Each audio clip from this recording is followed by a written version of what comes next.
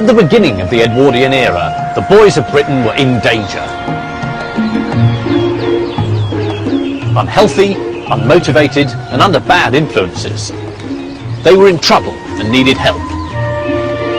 Many feared that if they didn't get it, the nation's morality would be fatally undermined, and the empire would rapidly decline and fall. Salvation came in the unlikely shape of a book. It was written by a war hero, but was a manual for peace. It aimed to mould men, but celebrated being a boy. It influenced the lives of millions and introduced a code of common values around the globe.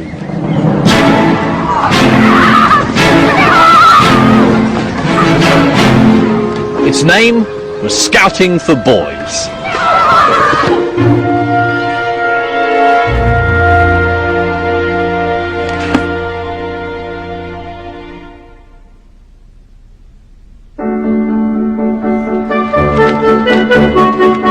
The Scouts are a British institution, so much part of the national consciousness that we imagine they've been going forever.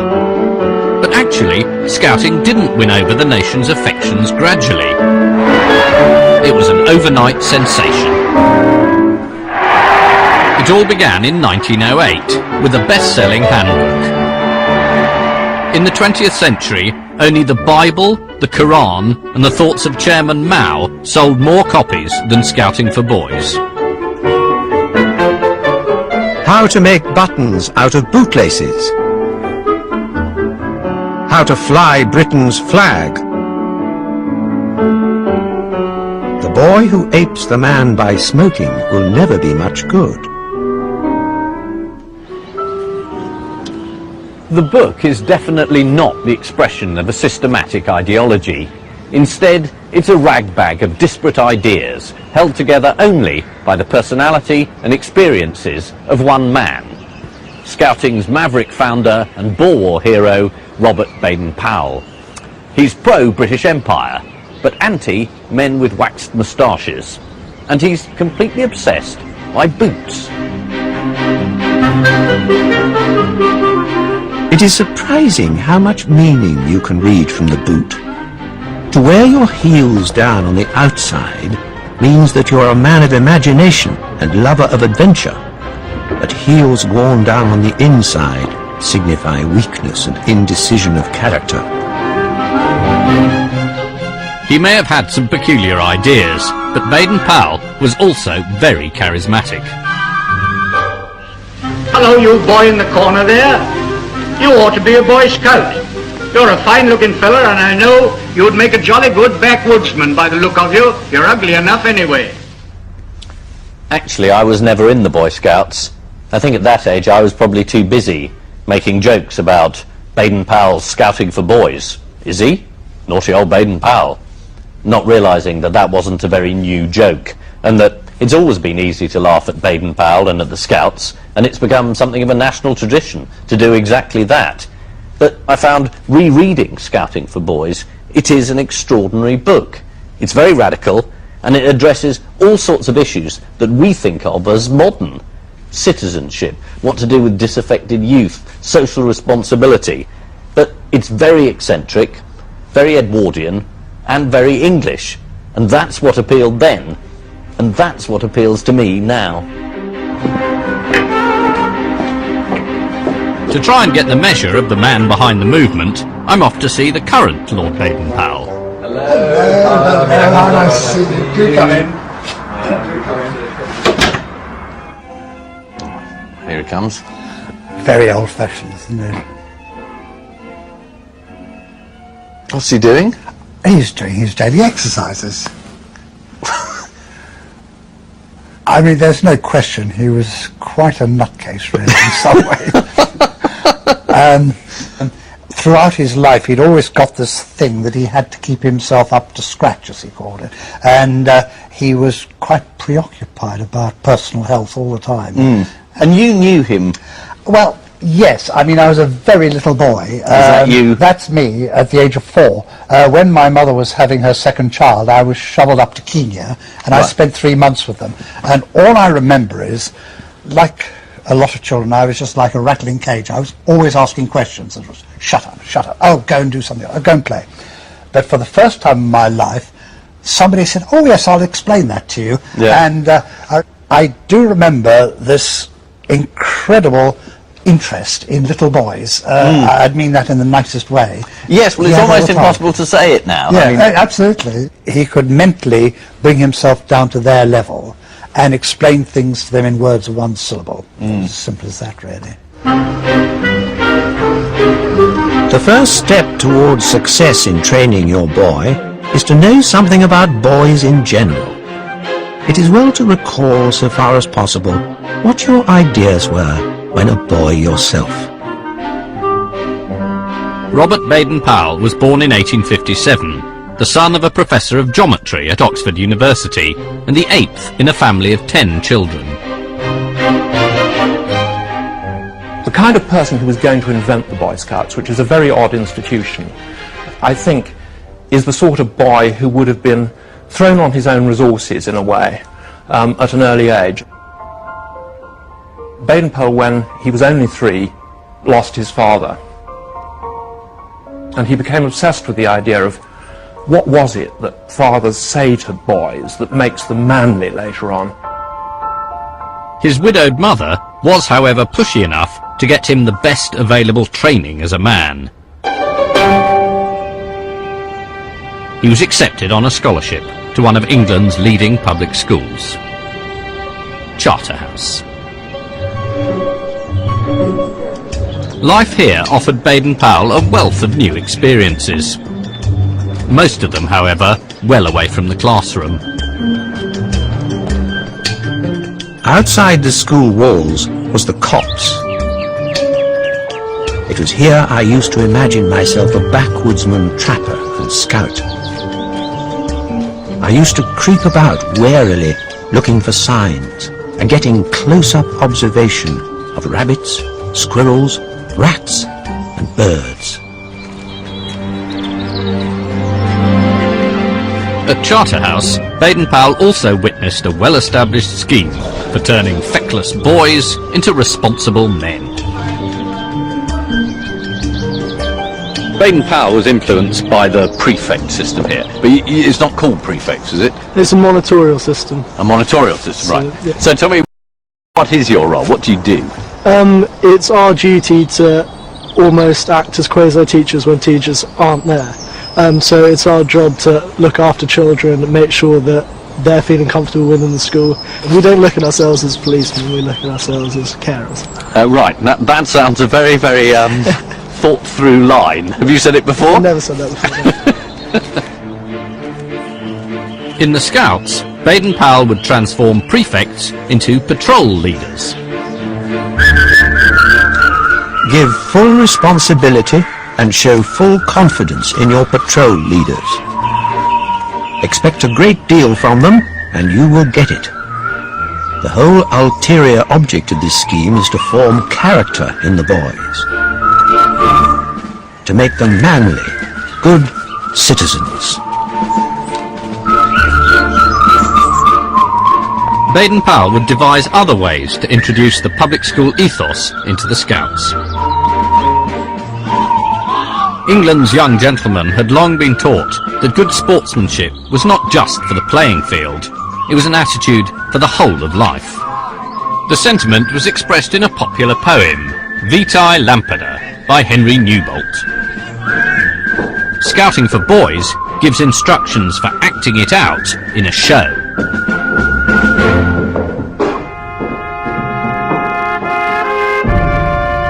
The sand of the desert is sodden red, red with the wreck of the square that's broke. The Gatling's jammed and the colonel dead, and the regiment blind with dust and smoke. The river of death has brimmed its banks, and England's far, and honour a name. But the voice of a schoolboy rallies the ranks. Play up, and play the game.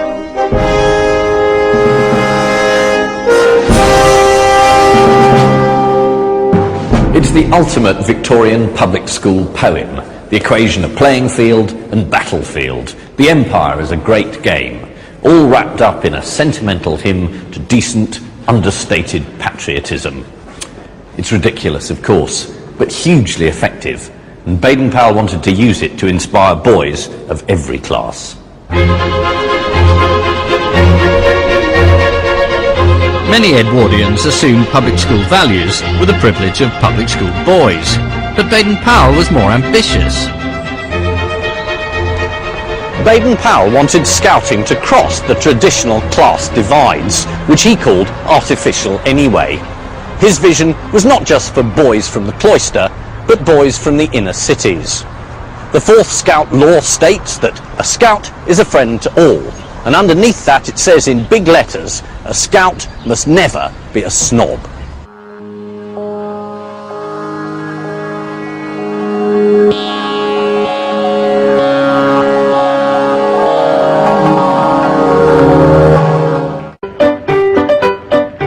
For a man of his class, Baden-Powell's insistence that all scouts were equals may have been surprising, but it was genuine. At this time, cricketers at Lord's went in through different entrances, players and gentlemen, and it's not cricket, you know, is a phrase which denotes everything that we'd like to think is British fairness. But society in Edwardian England was anything but fair, and he had a pretty good gut feeling that that was so. At the same time, he was frightened by the Labour Party. So he had these two sort of almost schizophrenic, opposite ideas motivating him. We are all socialists in that we want to see the abolition of the existing brutal anachronism of war and of extreme poverty and misery shivering alongside of superabundant wealth and so on. But we do not quite agree as to how it is to be brought about. Baden-Powell was very worried by what he called professional agitators going around stirring up trouble. He writes, "There are a lot of men who go howling about their rights, who've never done anything to earn any rights. Do your duty first, and you'll get your rights afterwards." I was once accused of mistrusting men with waxed moustaches. Well, so to a certain extent I do. It often means vanity, sometimes drink.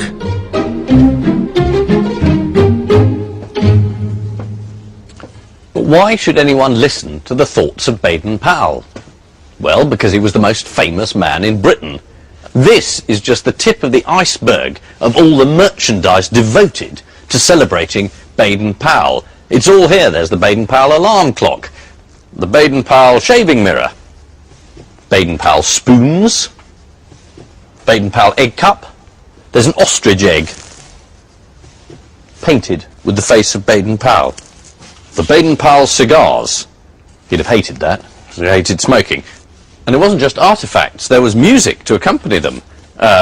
Here we have the Baden-Powell March, a patriotic song for our hero, BP. Hurrah, hurrah, hurrah, whiz-bang, whiz-bang. Lots of rhyming of the word fought with jolly good sort. Why was he so ridiculously famous? Well, he was the heroic defender of Mafeking, a small town in South Africa. Hurrah for BP, for holding a fort. Hurrah, hurrah, hurrah. He is just the right sort, our hero BP. Hurrah, hurrah, hurrah. Baden-Powell was a surprise recipient of national fame and military glory. After school, he joined the army, and over the next 20 years, he served diligently right across the empire.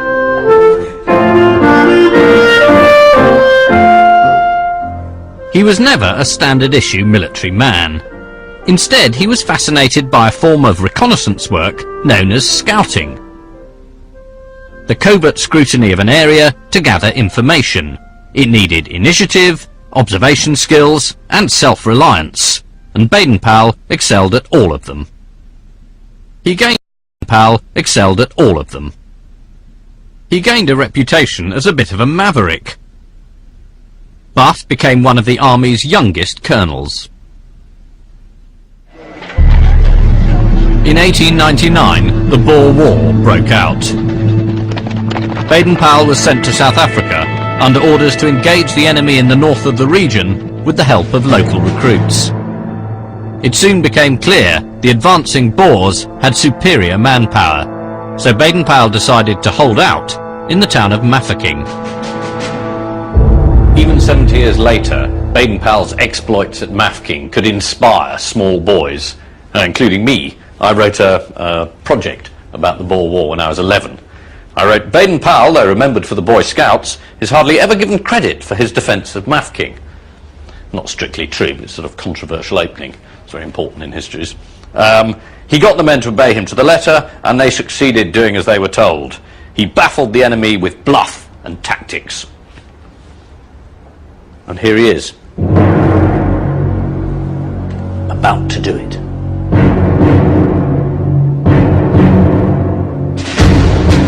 Right from the outset, Baden-Powell was heavily outnumbered.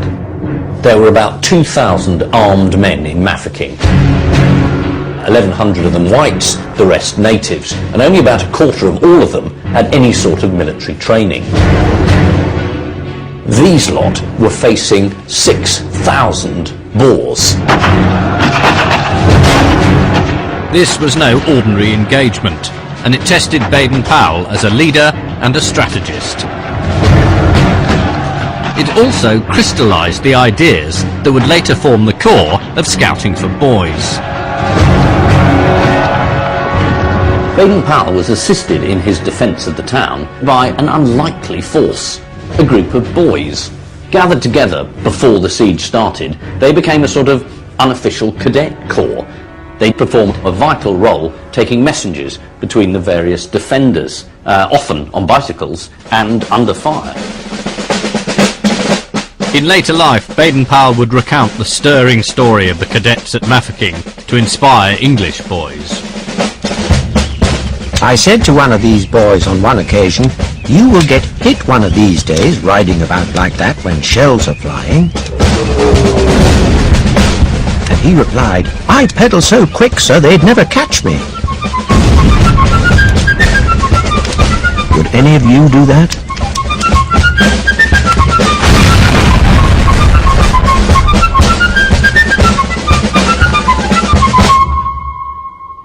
Much of Baden-Powell's subsequent reputation was based not on his complex military strategies, but his use of tricks and ruses to try and fool the Boers into thinking the British were better equipped than they were. They didn't have any mines, but Baden-Powell got these men to walk out beyond the perimeter carrying big black boxes and then to bury them deep in the sand at intervals. Then later on he let off a stick of dynamite in the same area, and the Boers were convinced they were laying a minefield. Another of his tricks was to stake out all these posts along the front and then to have men moving between them as if they were laying barbed wire. They weren't, because they didn't have any barbed wire, but the Boers couldn't see that, and so they believed that the whole of this front here was fortified. Again, I mean, it was a sort of slightly bonkers, but a brilliantly effective ruse. Despite such daring innovations, Baden-Powell's problems magnified. The town was shelled. Many were injured or died. Horses were killed for meat, and food was heavily rationed. Yet convinced he must lead by example, Baden-Powell's positive attitude remained unshaken. People expect you to be able to give them an idea of how long they're going to be in this position and whether the food's going to hold out. And you effectively have to pretend to be omniscient. You have to be ultra calm. And Baden-Powell had been a very successful amateur actor, and he knew what was required. He could act really cool. The siege lasted for 216 days, but throughout it, Baden-Powell's performance, because in a sense that's what it was extraordinary. He managed to maintain not only a stiff upper lip, but a smile as well. When he wasn't pulling stunts against the Boers, he was putting on plays in the town or staging games. And when the public at home heard about his exploits, they glowed with pride. This was true British grit. Bravos for BP, ring, ring, the bells ring. Bravos, bravos, bravos. for Mafeking's king, When Mafeking was finally relieved in May 1901, the nation erupted with joy. Baden-Powell was proclaimed a national hero. to die for our duty, our fortune may be, and we'll never give in, said BP.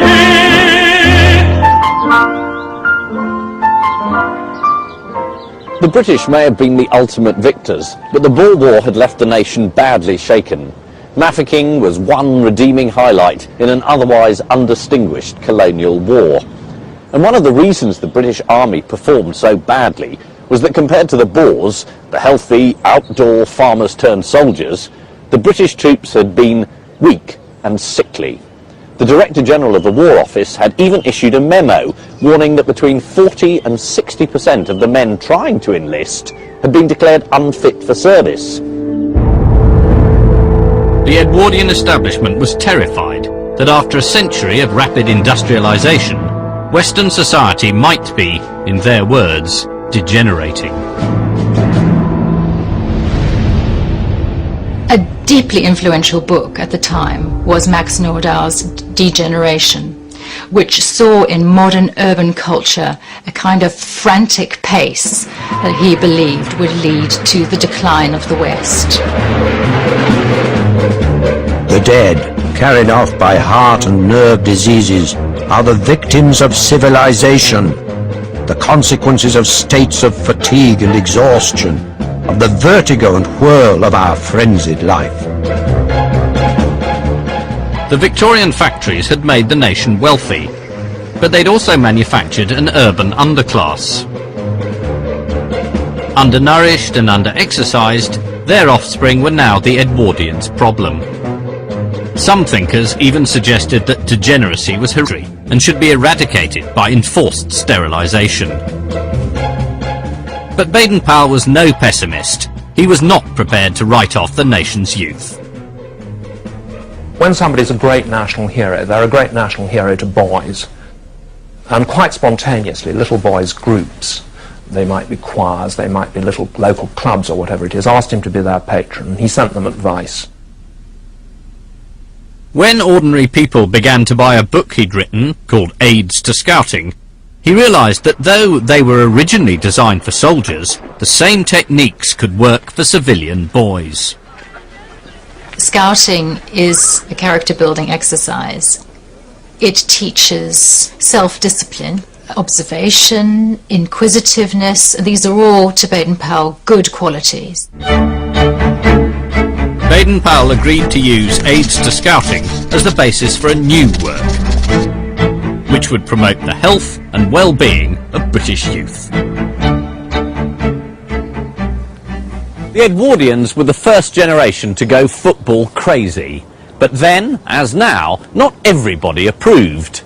The idea of being a fan, of spectating rather than participating, did not appeal to Baden-Powell. He believed in a healthy mind in a healthy body. Mens sana in corpore sano. That was the real goal for a boy. My heart sickens at thousands of boys and young men, pale and narrow-chested, hunched up, miserable specimens, smoking endless cigarettes, numbers of them betting, all of them learning to be hysterical as they groan or cheer in panic unison with their neighbours. For Baden-Powell, physical and moral health went hand in hand. And when the men of Britain were strong, so was the country itself. No body part was neglected in the quest for national vitality. To be healthy and strong, you must keep your blood healthy and clean inside you.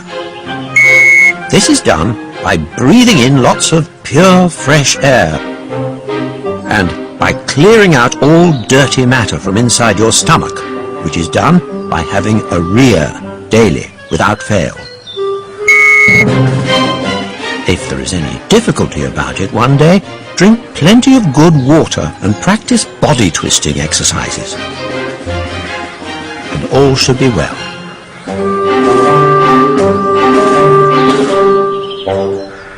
What struck me editing the book was the number of times Baden-Powell talks about orifices.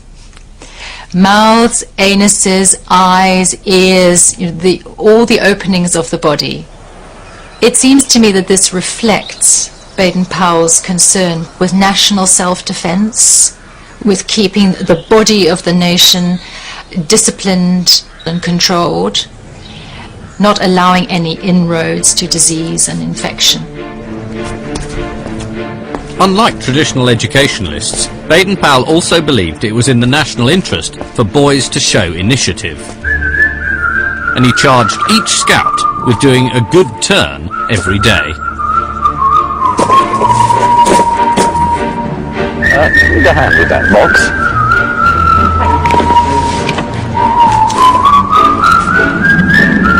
There we go. Good morning. Would you like some help crossing the road?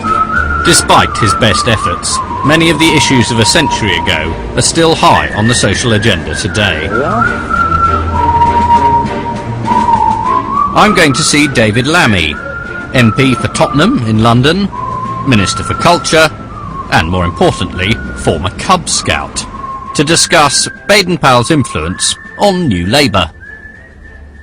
At what age did they get you, the Scouts? Oh God, 7? 7. Yeah. Right. Young. Yeah. And you, I mean, all joking apart, a pretty formative 4 years at that time. Oh yeah. I remember a particular week in which the whole purpose was to knock on people's doors to say, can we wash your car in the Cubs uniform? You'd get money. It was Bob a Job Week. Bob a Job Week. You'd get money for doing that. Yeah. But it was also, you know, this was bringing you into contact with the neighbourhood. Yeah. It was that or knock down ginger, we used to call it, when you knock on the door and run away. But this time you actually knocked on the door, you got some money, and you did something useful. And you did something useful. That's a great thing.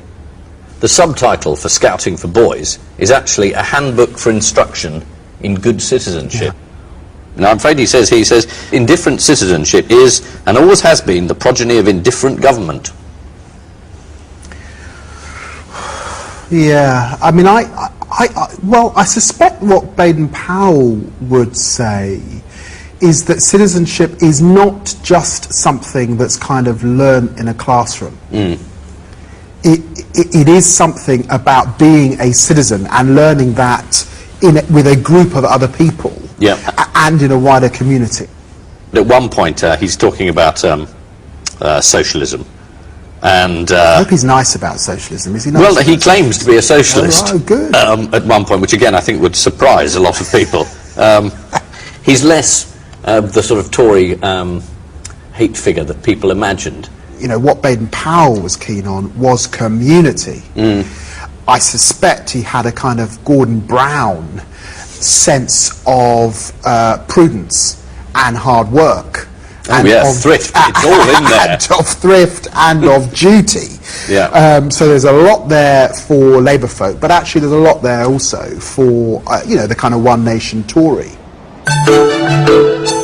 But are the virtues Baden-Powell encouraged in Scouts really as highly valued today? Baden-Powell writes about boys just sort of loafing around on street corners smoking, doing nothing. And he said he wanted to teach them something useful. Now, what can you do? Do you do first aid? Yeah, on the number of camps everyone has to know a certain amount of first aid on camp. Right, because in here he describes an incident where there was a woman and she was drowning in a pond in London, and there were 5 useless boys on the side who didn't save her because they couldn't swim and they couldn't do first aid. That wouldn't be you, would it? I've been trained in first aid to, well, a fairly moderate level, but we're given the skills so we know what to do in situations. Right, if I had a heart attack now, could one of you save my life? Probably. I'm hoping. I really am. By 1906, Baden-Powell was convinced that his scheme could turn dissolute boys into decent citizens, and he began to write a version of what would become Scouting for Boys. But it took the help of a hard-nosed salesman to galvanise him and turn his modest proposal into a national sensation. Arthur Pearson was proprietor of the Daily Express and a media magnate of his day. Baden-Powell, who had a suspicion of business people, also knew how the world worked, that he needed a man like Pearson. He didn't want to need him. In fact, he hated the idea of it. But without him, it couldn't happen. By summer 1907, Baden-Powell had completed a first draft. He was now ready to put his theories into practice.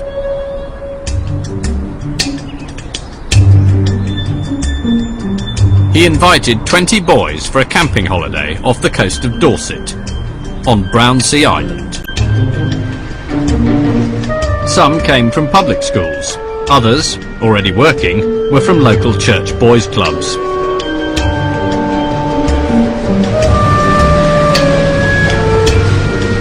But for all of them, it was a unique opportunity.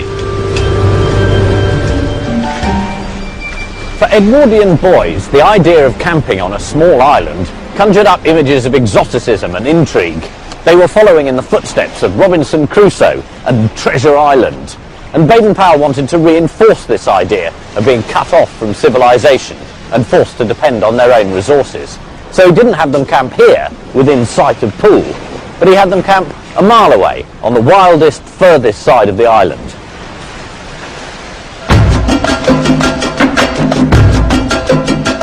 The native boys of the Zulu and Swazi tribes learn to be scouts before they're allowed to be considered men. When a boy is about 15 or 16, he is taken by the men of his village, stripped of all his clothes, and painted white from head to foot.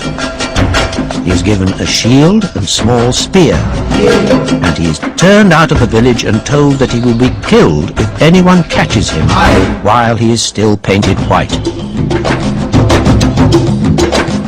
Many Edwardians had only a superior curiosity about other races, but some, like Baden-Powell, had a genuine admiration for those they ruled.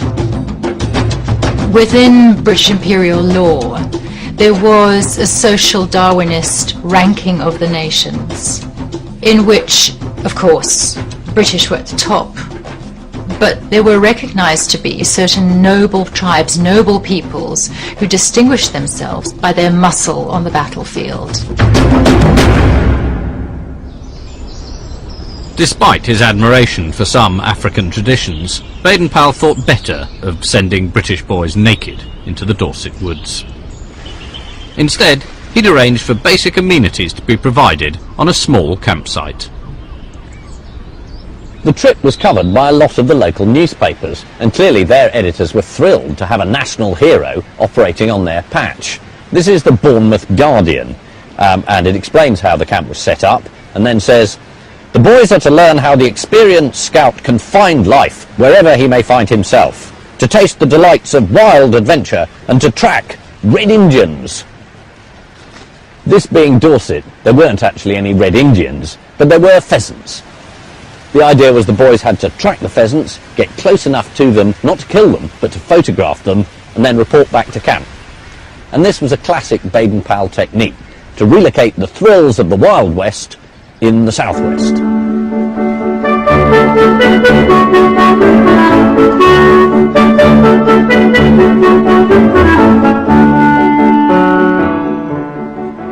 This is a set of extraordinary photographs taken on that first camp in 1907, and it shows the boys literally here taking part in the various exercises that Baden-Powell had dreamt up.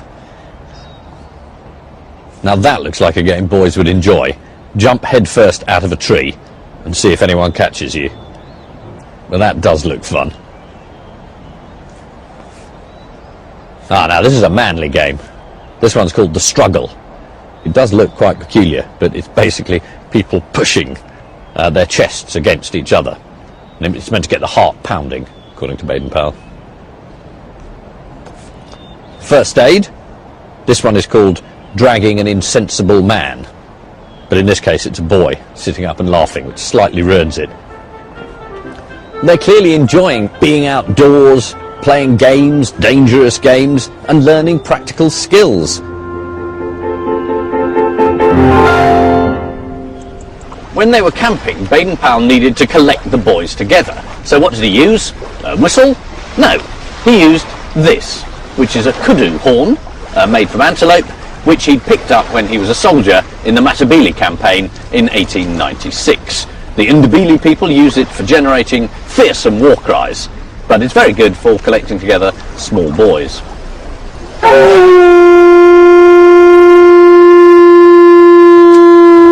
Gonyama, Gonyama, Ivubu, Yabu, Yabu, Ivubu, Gonyama, Gonyama. At night, Baden-Powell taught the boys Zulu war chants and enthralled them with tales of his overseas adventures. Once I went butterfly hunting in Dalmatia. Batteries had been built upon these mountaintops, and it was my business to investigate their positions, strength, and armaments. I took a sketchbook, a colour box, and a butterfly net in my hand, and I was above all suspicion to anyone who met me. They did not look sufficiently closely into the sketches of butterflies to notice that the delicately drawn veins of the wings were exact representations in plan of their own fort.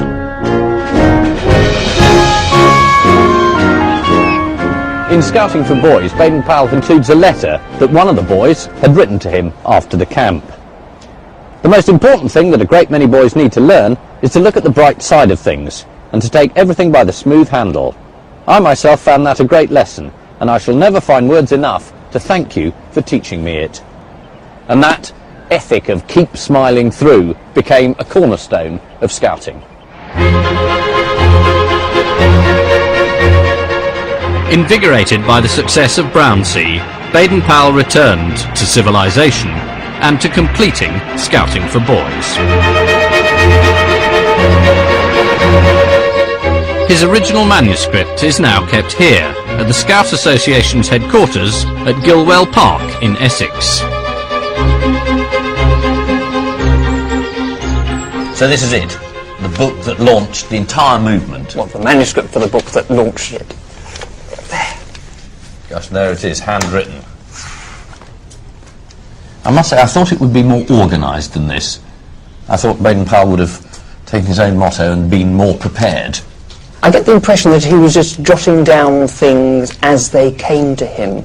I don't think he actually sat down and mapped out what he was going to do before he put pen to paper. I mean, these are the chapter headings here, and it says sort of, I don't know, chapter 3, campaigning, camp life, resourcefulness, colonial life, etc. Not terribly linked, are they? I mean, it is more or less, well, there'll be a bit of this and a bit of that. Yes, and to some extent that helped the readability of the book. It's one of those things that boys could dip into and dip out of, yes, as they fancied. This is a bit he's just torn out. I think he's borrowed a bit of President Roosevelt's speech, and it's about the qualities that make a good soldier, and Baden-Powell starts soldier and written scout. There's a very wide selection of material that he's obviously read from and cross-referenced into this book. There's even Greek philosophers he's quoting. He's quoting American pioneers. He's lifting chunks from Kipling. Ah, here we've got knots. To tie a knot seems to be a simple thing, and yet there are right ways and wrong ways of doing it. He's written something else in over the top. No, lives depend on a knot being properly tied, says Afterthought. Which is so very true. And these are his drawings? They are his drawings. It's quite difficult to actually draw a knot that people can follow and copy. Yes. There's total clarity. You could follow that. You think? Yes, I do. 2 half hitches. That one looks hard, though, doesn't it? No. Even in diagram. No. When you open this, your job, your movement, everything here comes from his notes on some bits of lined paper, doesn't it? From these pages, it is quite amazing to think that the whole Scout movement has flowed from him sitting down and scribbling these notes. A bit like the Ten Commandments in the Christian tradition. But I'm sure he'd be flattered by that. In January 1908, when Scouting for Boys was set for publication, Arthur Pearson orchestrated the marketing. He decided that rather than publish it as a single volume, it should first be serialised in separate parts, which you had to wait for and could collect. Scouting for Boys was a success virtually from day one. By the time the 6th fortnightly instalment came out, boys were queuing to buy it. Baden-Powell's original idea was that Scouting would piggyback on existing boys' movements. But then when the book came out, Scouting appealed in such a way that boys wanted to scout themselves. So Baden-Powell had more or less to scramble to catch up with the wildfire success of the book. So the movement followed the book. It's one of the few, if not only, instances, I think, in world history of a book having generated a movement. And one of the secrets of the movement's success is right there in the opening section. This is a very famous painting of a scout, and it shows a boy in that classic scout uniform. And I think we've all seen it so often that you forget how very odd it is. The hat is a South African hat from the constabulary where Baden-Powell was serving. Then the shirt, which is an army shirt, a long army shirt worn in India and Afghanistan. And basically the army had fashioned it on the traditional Muslim shirt. Shorts, which no one in this country wore at all. Parents had to sort of cut off long trousers to make them fit. So it's an odd collection of things, but Baden-Powell always claimed they were all practical. The hat, you could carry water in. The shirts, if you put two of the shirts together and shoved the staves that the scouts carry, they turn into a stretcher. The scarf turned into a sling, again for emergencies. Now the figure here on the right isn't a scout, but the suggestion is, in a fairly obvious way, that he's blessing the entire scout movement. Baden-Powell also ordained a hierarchy of officers, invented a scout salute, and composed a scout oath. On my honour, I promise to do my duty to God and the King. I will try to help others, whatever it costs me. I know the scout law and will obey it. Crucially, the scout law wasn't a list of forbidden acts, but one of positive aims. A scout's honour is to be trusted. A scout is loyal. A scout's duty is to be useful and to help others. A scout is a friend to all and a brother to every other scout. In Scouting for Boys, Baden-Powell also gave the movement something critical: the impression it already had a history. The British Empire had quite a propensity for inventing traditions. In other words, for making up a movement, an idea, an organisation, and then passing it off, or indeed marketing it, as something traditional and conventional and steeped in the past. Scouting, of course, does so by harking back to what Baden-Powell calls the Scouts of history. In the old days, the knights were the scouts of Britain, and their rules were very much the same as the scout law which we have now.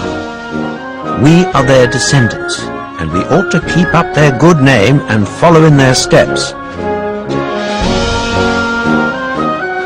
Baden-Powell even suggested that scouting had a lineage that led all the way to the king. He noted that the king signs himself R.I., Rex Imperator, the emperor.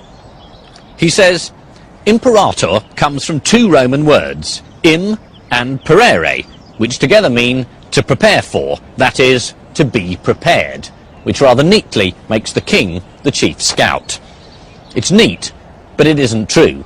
Imperator just means he who rules, but no one was going to object, and certainly not the king. Edward VII returned the favour in autumn 1909, when he knighted Baden-Powell. By now, the Scout movement had over 100,000 members. Scout troops were patrolling across the country, and a spin-off magazine was flying off the newsstands. Scout fever had gripped the nation. Scouting offered something special that other groups didn't. At its core was a belief in the positive power of play and make-believe. Scouting for Boys is peppered with ideas for staging little plays, dramatising poems, putting on a show, and it encouraged each boy to imagine himself as a potential hero on the bigger stage of life. The boys of Britain at the start of the 20th century had no interest in the romantic life of the chief scout. They were just thrilled that, unlike most Edwardian adults, he refused to patronise them. He entrusted them with civic tasks, like giving first aid or directing people in fog. Responsibility, he believed, developed character. Of course, this had its funny side, and Baden-Powell was the first to admit that his fad of scouting might appear ridiculous, and others were quick to join in the joke. This is a Punch cartoon from as early as 1909, which seems to be laughing at the idea of the Scouts coming to the rescue. It shows a very small boy attempting to help a rather large lady across the beach, and he says, "Fear not, Grandma, no danger can befall you now, I'm with you." Yet crucially, it's titled Our Youngest Line of Defence, and this isn't any old lady, this is Mrs. Britannia, who stands for the entire British Empire, which the Scouts have been charged with saving. Remember that the Roman Empire 2,000 years ago was comparatively just as great as the British Empire of today. It fell at last, chiefly because the young Romans gave up soldiering and manliness altogether. Don't be disgraced like the young Romans, who lost the empire of their forefathers by being wishy-washy slackers without any go or patriotism in them. Edwardians were obsessed with the idea of losing the British Empire. When thinking of a really serious enemy like the Germans, most senior army officers were convinced that we might lose. And it would be the loss of the empire, even of our country, our national wealth. It would have been really a catastrophe. By 1914, a generation of boys had been immersed in the book's patriotism and primed to see themselves as literal protectors of the nation. Every boy ought to learn how to shoot and to obey orders, else he is no more good when war breaks out than an old woman, and merely gets killed like a squealing rabbit, unable to defend himself. So it might seem that the First World War was the call to arms which Baden-Powell had been preparing for all along.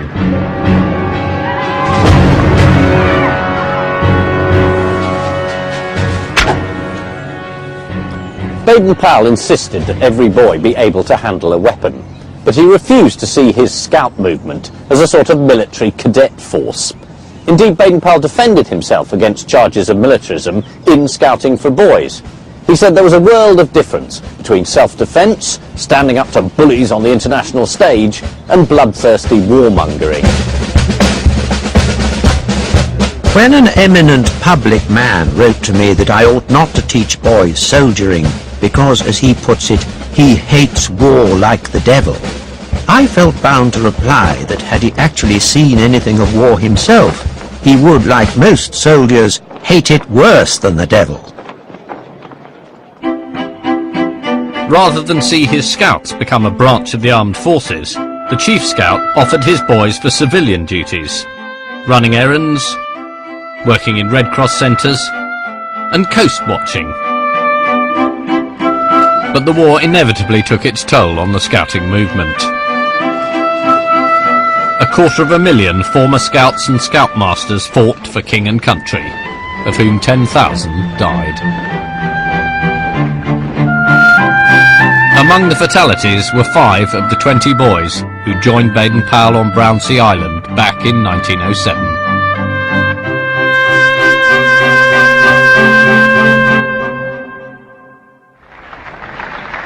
After the catastrophe of World War, Baden-Powell decided that scouting had to become a force for world peace.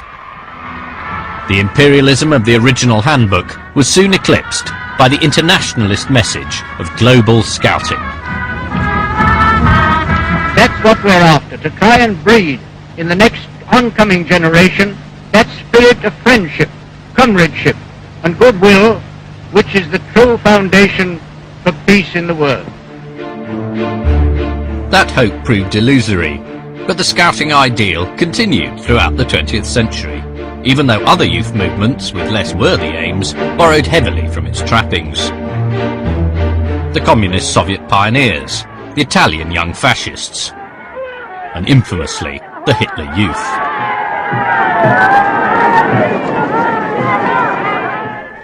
But to assume that all boys in shorts are brainwashed stormtroopers in waiting does a grave injustice to Baden-Powell's Edwardian experiment. After all, which of these movements didn't mind what religion you were, or what colour, or what class? And which of them instructed their members to smile and whistle under all circumstances? One of Baden-Powell's favourite mottos was "get a laugh on." His movement was always a mixture of earnestness and playfulness. He wanted to instruct boys how to cut down trees, but he couldn't resist adding, "Don't chop your leg off." That's why the book is still so engaging, and despite being firmly rooted in the Edwardian era, it was trying to address issues that still resonate today. Inner city deprivation, boys without role models, unhealthy lifestyles, the need for citizenship. Amazingly, it's all in there, which is why, 100 years later, I think it's still worth saluting.